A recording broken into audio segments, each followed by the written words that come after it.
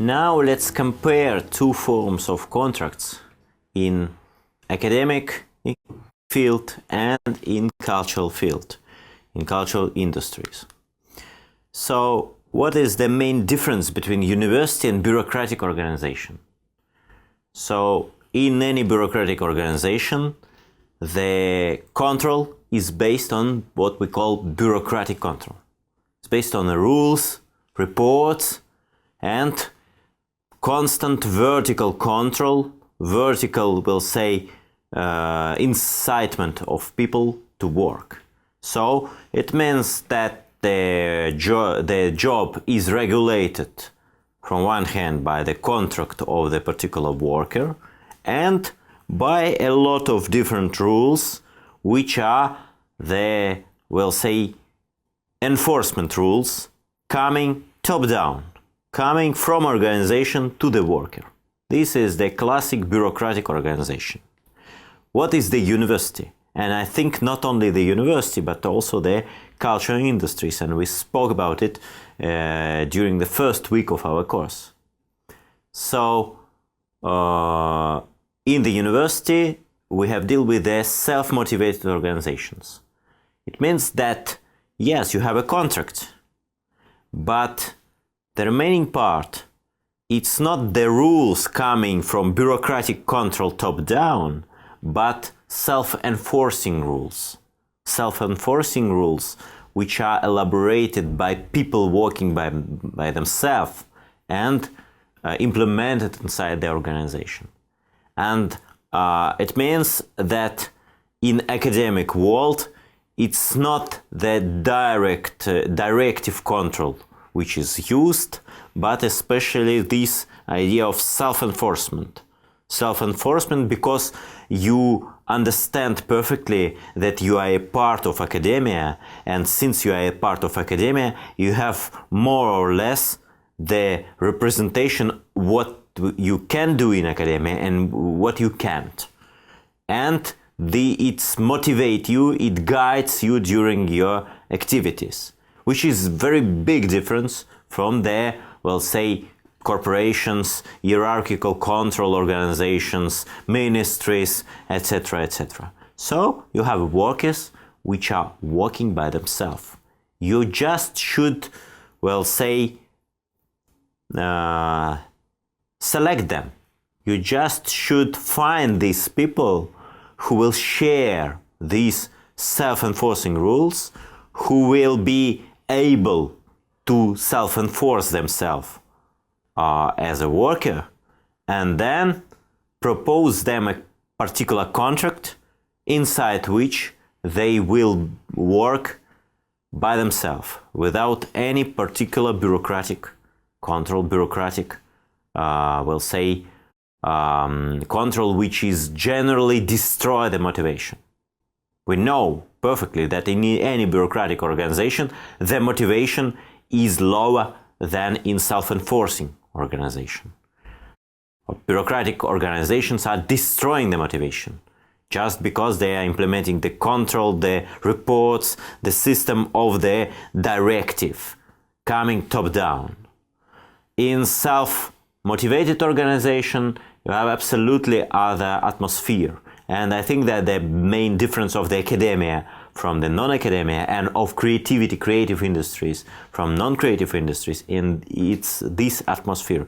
Designer is doing something not only because someone is paying for him and not because he is constantly, well, say, controlled by a system of KPIs and other bureaucratic motivators. But because he would like to make a kind of self-expression, he has a particular vision of the product. Otherwise, he probably wouldn't accept to do this job. So the same in academic contract. So academic contract should be considered as a guarantee of independence. So we have dealt with a mainly long-term contract, which doesn't regulate the space of the activity and fixed duties. It means that if the Department of Slavonic Literature, for example, in the university, is recruiting an academia member for this department, is just proposing him the contract. It's, of course, examining his publication, his ability to do a publication, his ability to teach, etc., etc. And once he is, we'll say, recruited, the contract is specifying only the research field and standard salary within a particular category.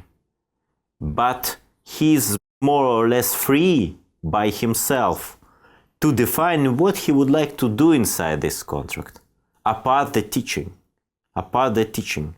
he can decide by himself whether I would like to be focused much more on participation in conference, or I would like to publish a book. Should I do a lot of journal publications, or instead I will do just a one but big book. Yeah, I could focus on a big expedition, which will be, we'll say, which will be very long, I don't know, few month expedition, and then I will work during 1 year on a publication on the result of such expedition. Or I would like to produce mainly publications based on other empirical research which has been done by other colleagues. Would I like to launch a new course? Or I prefer to, I don't know, to be concentrated on the scientific activity. It means that the researchers, the academia members, are defining more or less by themselves how they would like to fulfill this contract, what they would like to do exactly inside this contract. But since the period of this contract is very long period, it's 3 years for tenure track and even lifelong contract for tenure position. It means that such people are motivated by such fields as recognition, interest to particular scientific field, ambitions, etc., and not especially and only by bureaucratic control.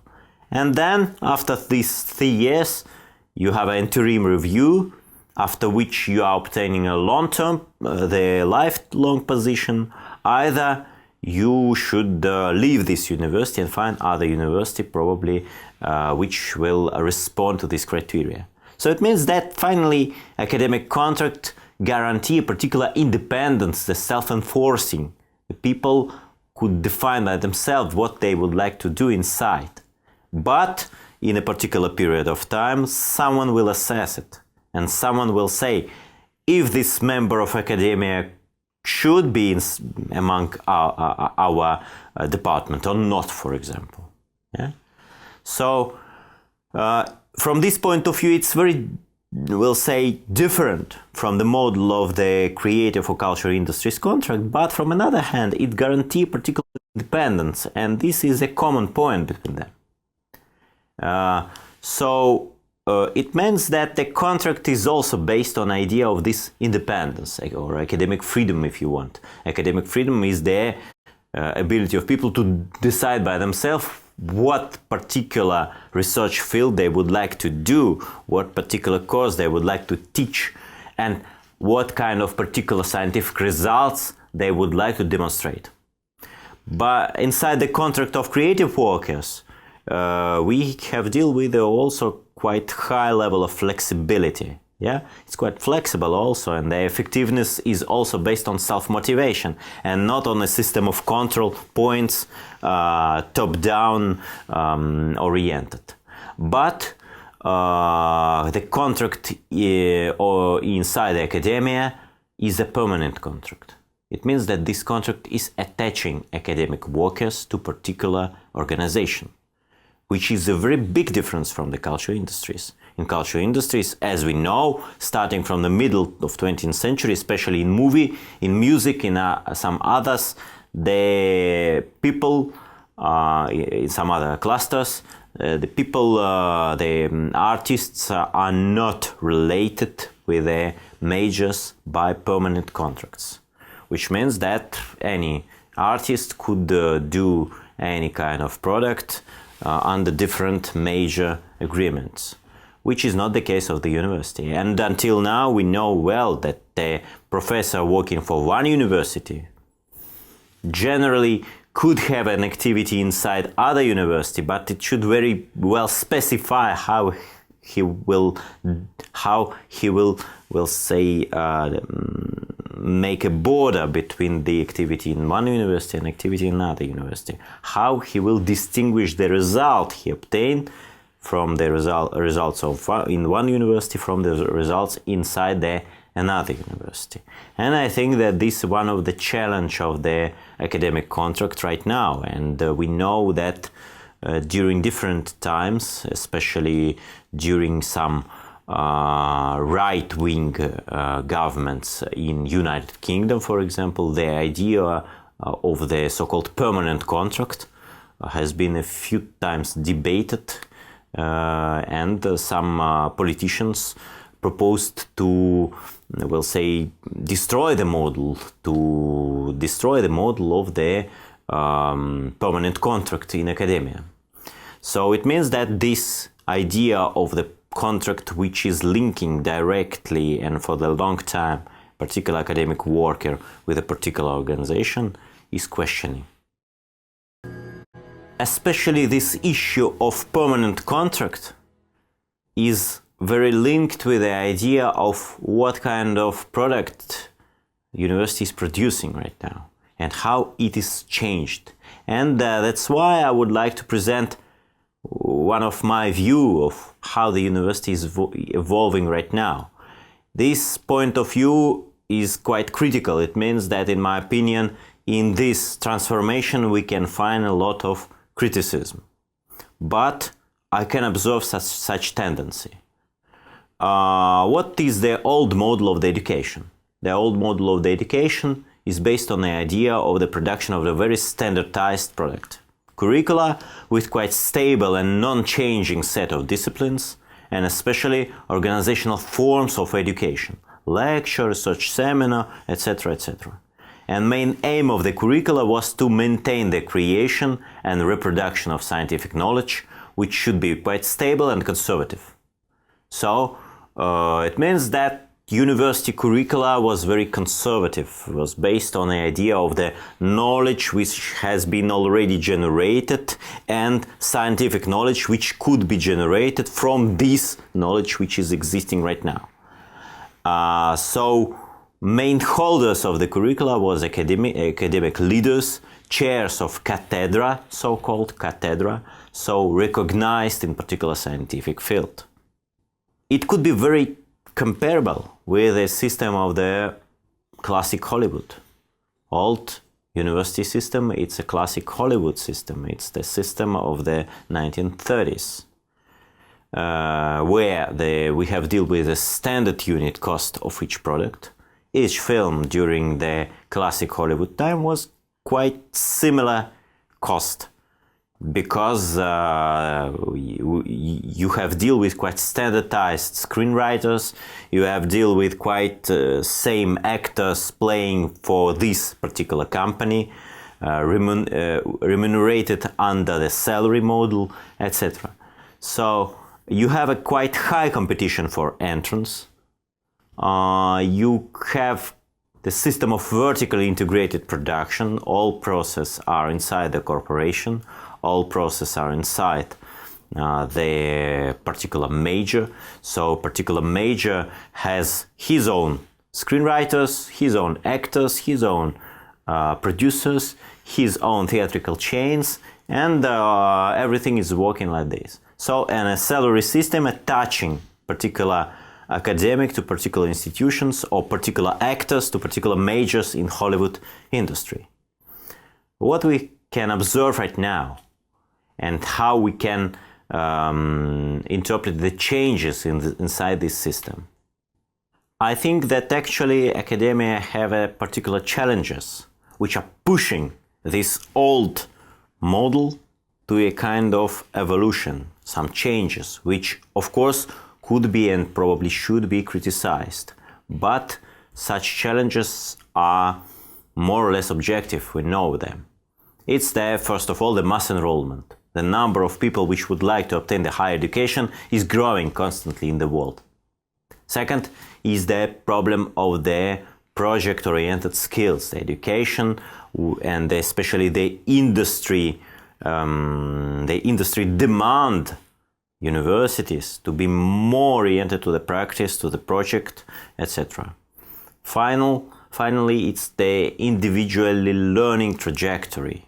So it means that university also should respond to this shift, because we have deal with the people working in a very particular working places which should combine sometimes very particular skills, sometimes skills from different fields, which means that we should provide as academia the choice to the students to change a little bit their trajectories. And finally, it's soft skills, the ideology of soft skills, the idea that skills which the people obtain could and should be used in a lot of other workplaces, or could be used in different forms of activities.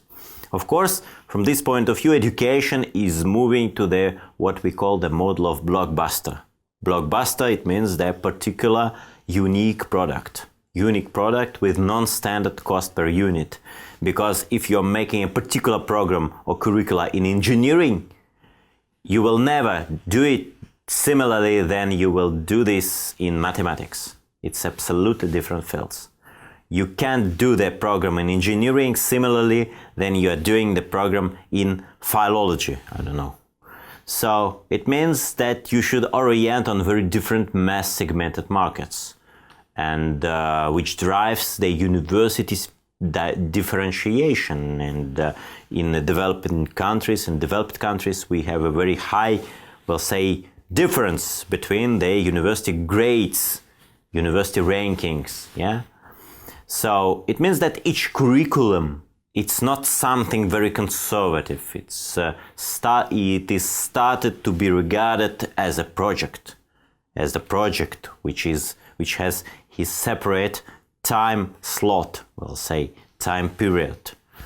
And of course, it's increasing the extra-institutional mobility, because to create such programs, you should constantly, we'll say, invite people from other realm, including people from other universities. So you should sometimes improve this interinstitutional coordination.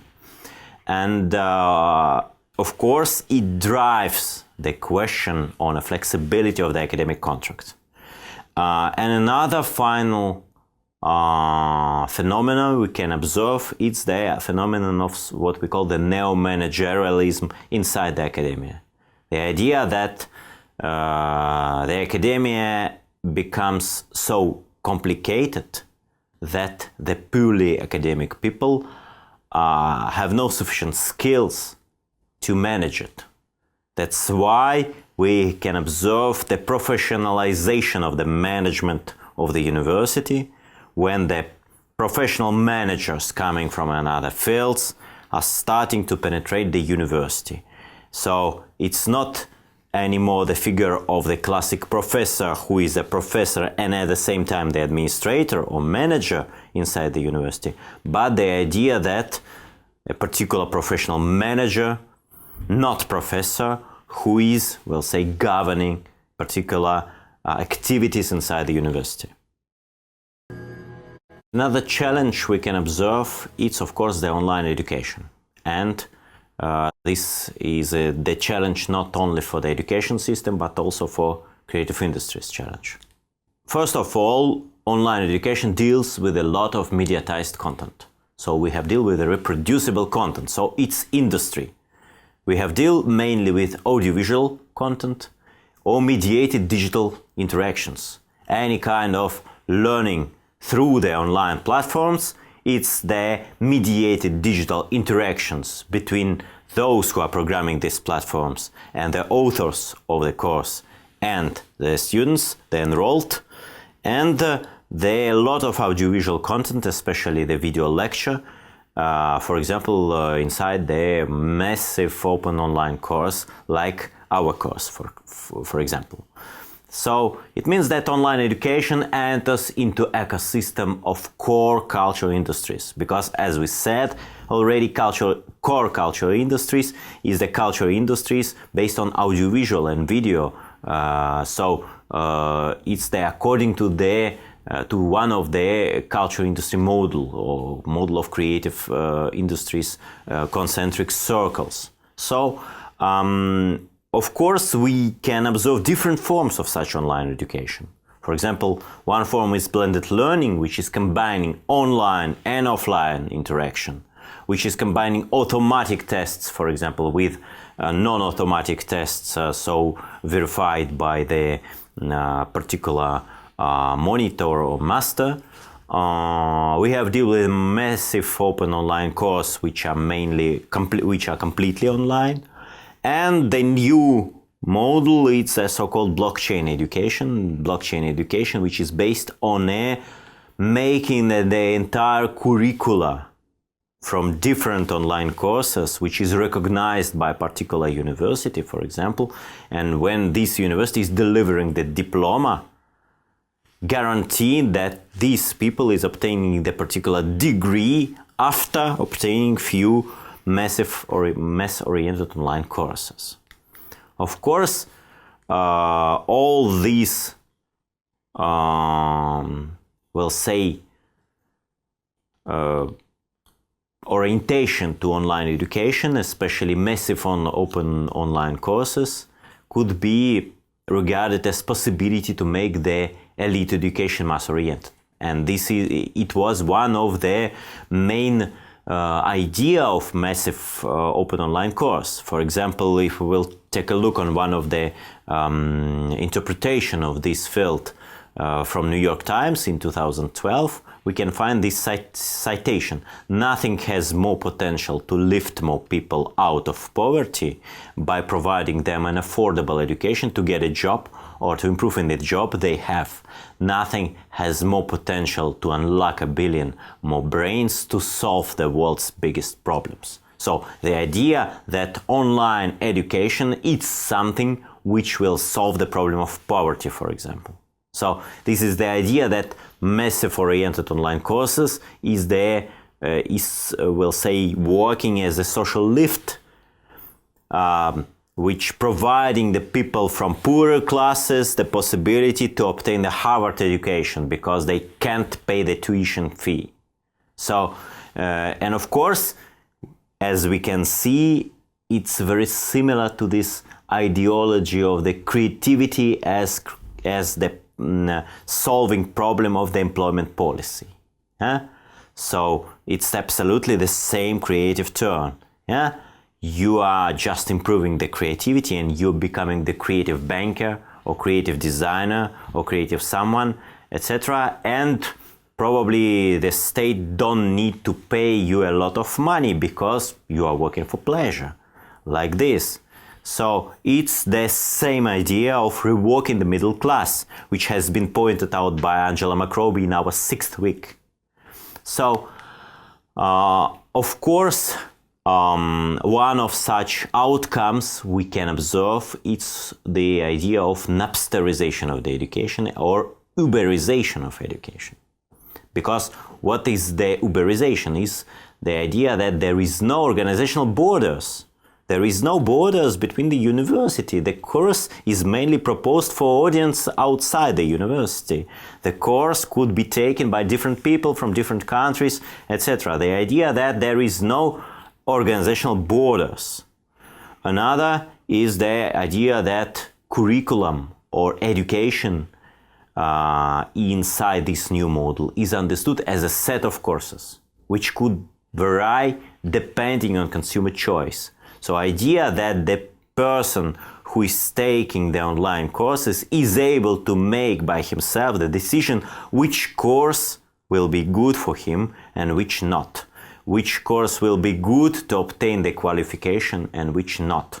So, and this is a very huge difference from the classic university model where finally the people is coming to the program, to the curricula, and the curricular administration saying, I think that you should obtain these courses at the obligatory manner. Why? Because I'm an author of this education.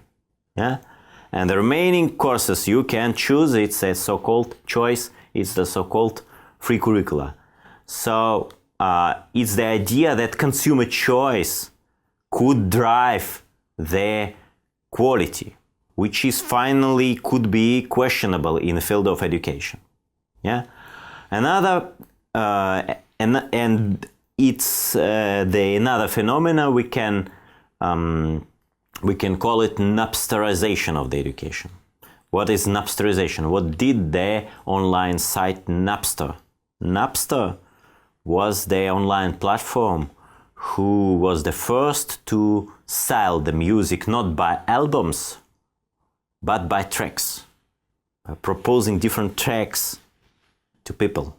So the same with the education. Instead of online education, instead of proposing you as a consumer entire curricula for a particular qualification, the online model, the online platform proposing you the different tracks, different courses, and by yourself you are taking the decision what course could be good for you and which is not. So the idea that this is the idea of another role of the user in education. This is a user-organized learning.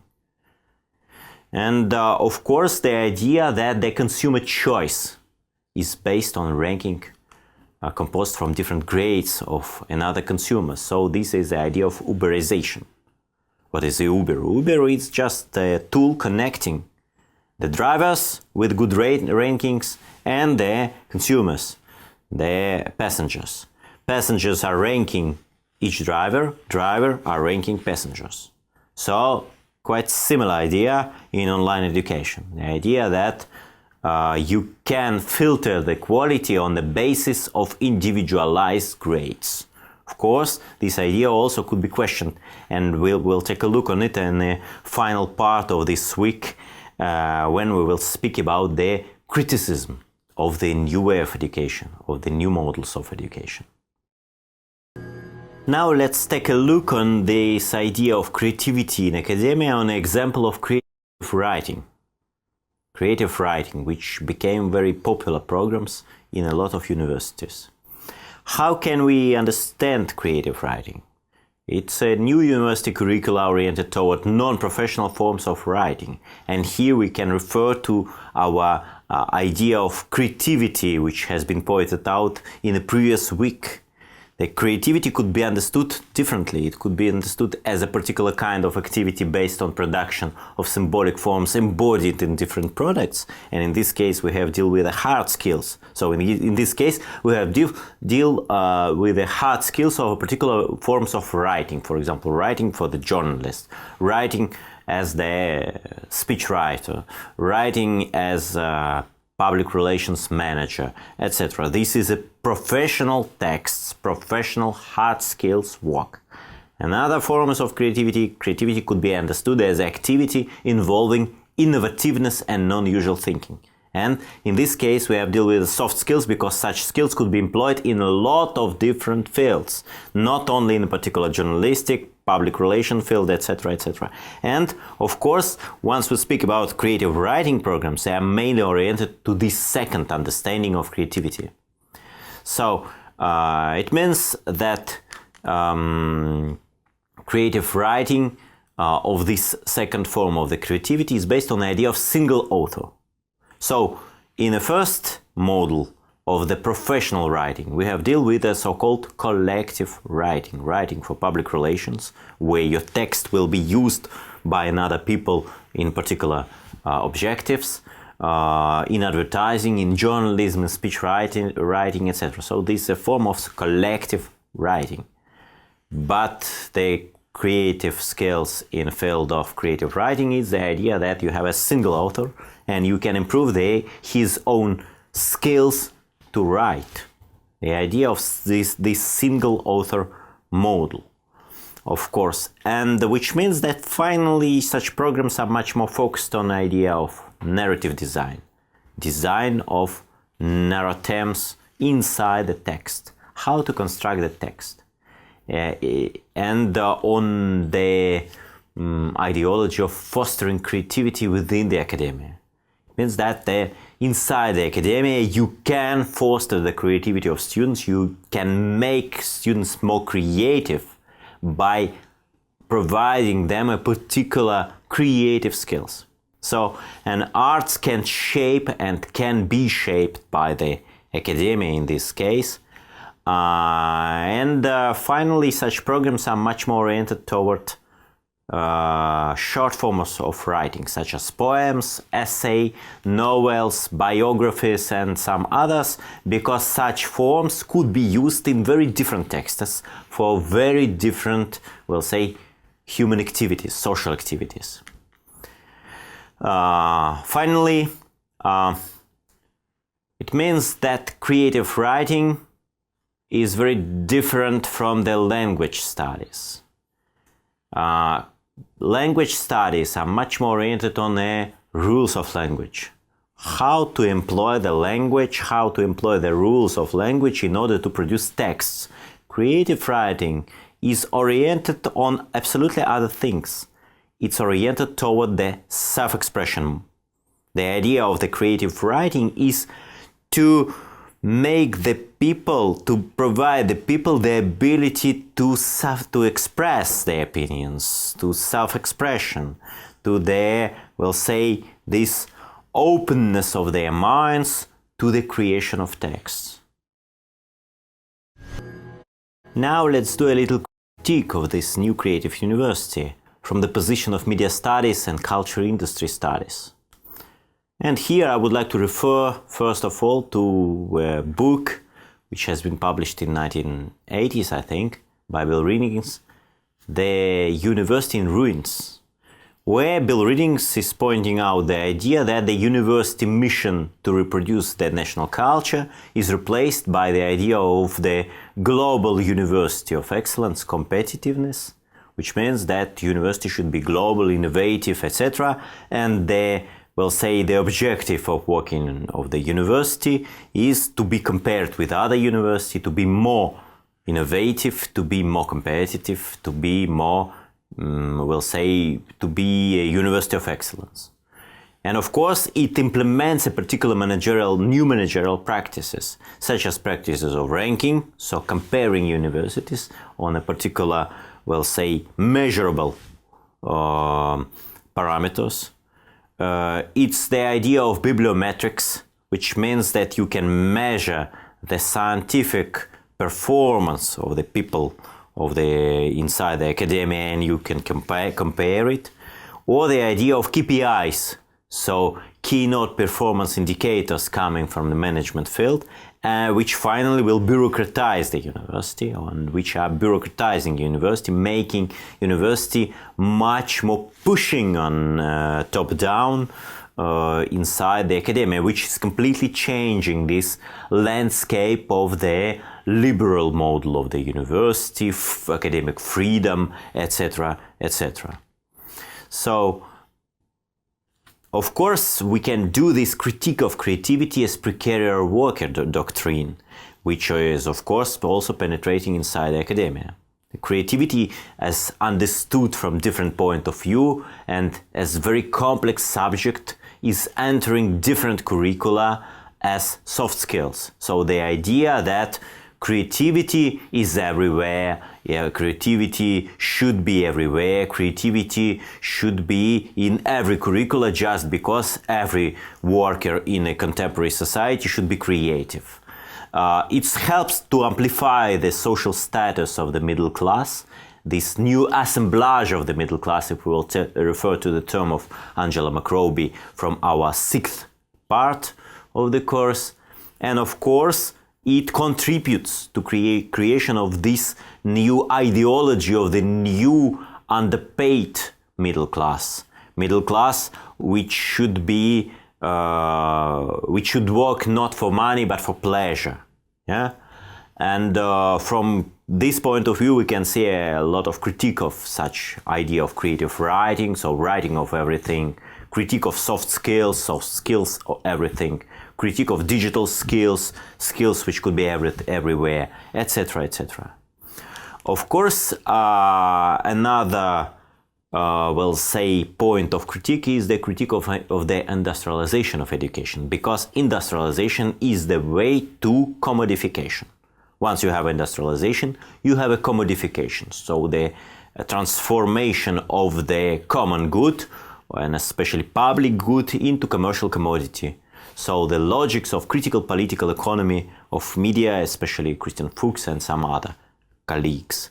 So because the mediatization of the education is the path to the new industrialization or reindustrialization of the education, which is finally contributing to the education as the pay, as a money machine, if you want. Similarly, then it was the critique of the, reproducible music as the money machine.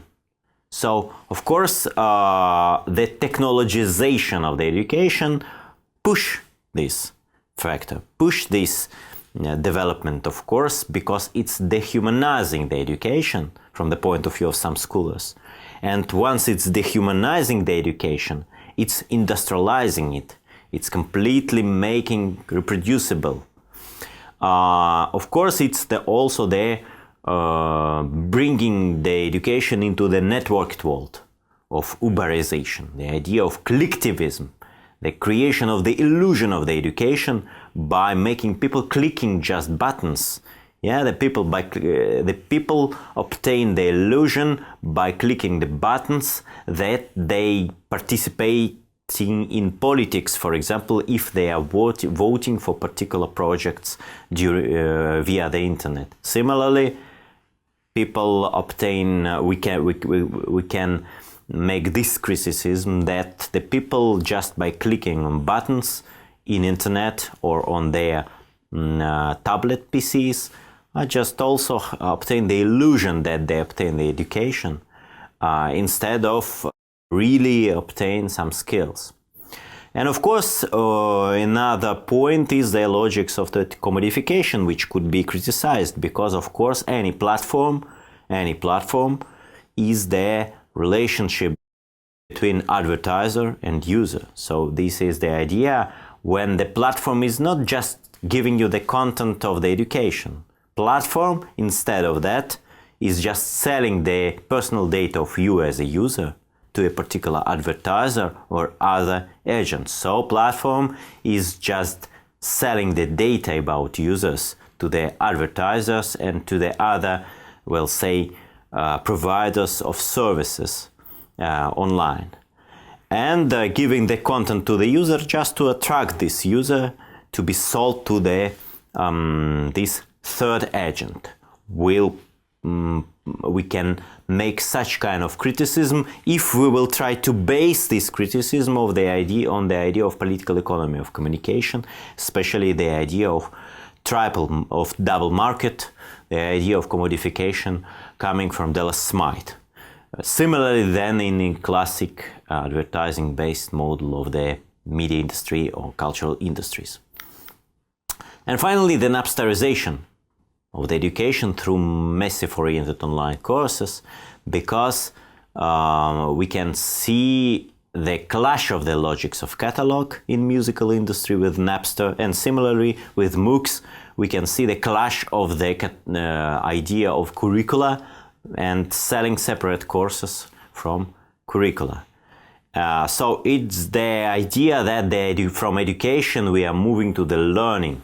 So from the education as the creative process where we are creating the knowledge, where the knowledge is based on a particular, we'll say, choice of courses, which sometimes cannot be changed by the user himself. We are moving to the learning where the user determines himself his curricula. So, and from this point of view, the criticism also could be done and is done by some scholars, because education is a very complex good.